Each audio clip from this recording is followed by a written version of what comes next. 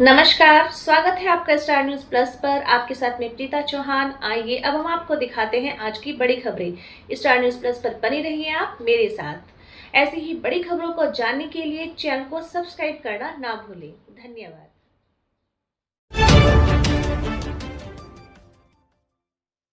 दर्जनों की संख्या में सभासदों ने जलकल ऑफिस में किया धरना प्रदर्शन। रायबरेली शहर कोतवाली क्षेत्र के जलकल ऑफिस में दर्जनों सभासदों ने नगर पालिका अध्यक्ष के खिलाफ खोला मोर्चा। सभासदों का कहना है कि 3 माह से लगभग 50 लाख का विकास कार्य वर्धित है, जिसका अधिकार नगर पालिका अध्यक्ष के पास है।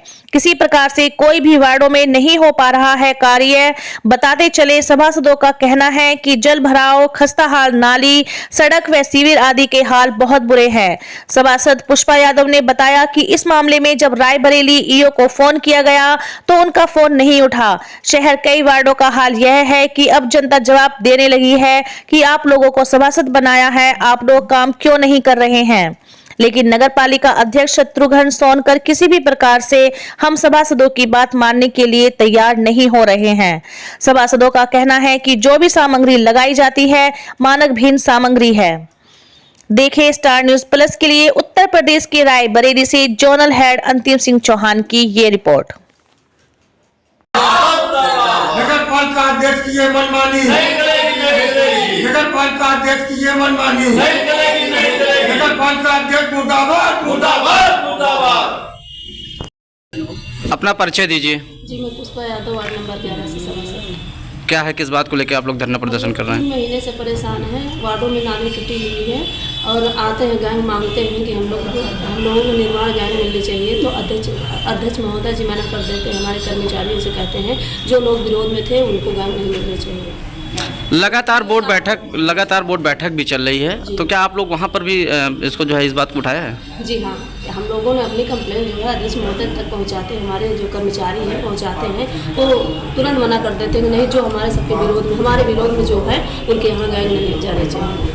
और ईओ साहब को हम लोग फ़ोन करते हैं, पूछते हैं। अभी आज मैं कॉलिंग दिखा रही हूँ आपको। ईओ साहब को 3 बार मैंने फ़ोन किया, ईओ साहब कोई रिस्पॉन्स देते ही नहीं, बस बताते हैं पता नहीं उनके ऊपर कौन सा दबाव है। तो क्या लगता है आपको धरना प्रदर्शन से आपको कुछ फायदा होने वाला है इससे? जी हाँ, क्यों नहीं होने वाला। अगर आप लोगों की मांगे नहीं पूरा हुई तो आगे क्या करेंगे? जी, अगर आप लोगों की मांगे नहीं पूरा होंगी तो आप लोग आगे क्या करेंगे? मैडम के यहाँ जाएंगे, धरना देंगे। अपना परिचय दीजिए। सतीश कुमार मिश्र, सभासद वार्ड नंबर 32। किस बात को लेकर आप लोग धरना प्रदर्शन कर रहे हैं? विगत 3 माह से नगर पालिका में व्याप्त भ्रष्टाचार, अनियमितता और अध्यक्ष के मनमाने पूर्ण रवैये के विरुद्ध हम लोग जनहित के विकास कार्यों को करवाने के लिए अध्यक्ष को दिए गए 50 लाख के वित्तीय पावर को वापस लेने के लिए सदन में चर्चा करवाना चाहते हैं। किंतु अध्यक्ष महोदय भ्रष्टाचार में इतना ज़्यादा लिप्त है कि वो निरंतर किसी न किसी कारण से हम सभासदों के ऊपर दबाव बनाते हैं और दबाव बना के जनहित के विकास कार्य को वार्डों में न करवाने के लिए बाधा उत्पन्न करते हैं। उसी क्रम में विगत 3 माह से हम लोगों के वार्डों में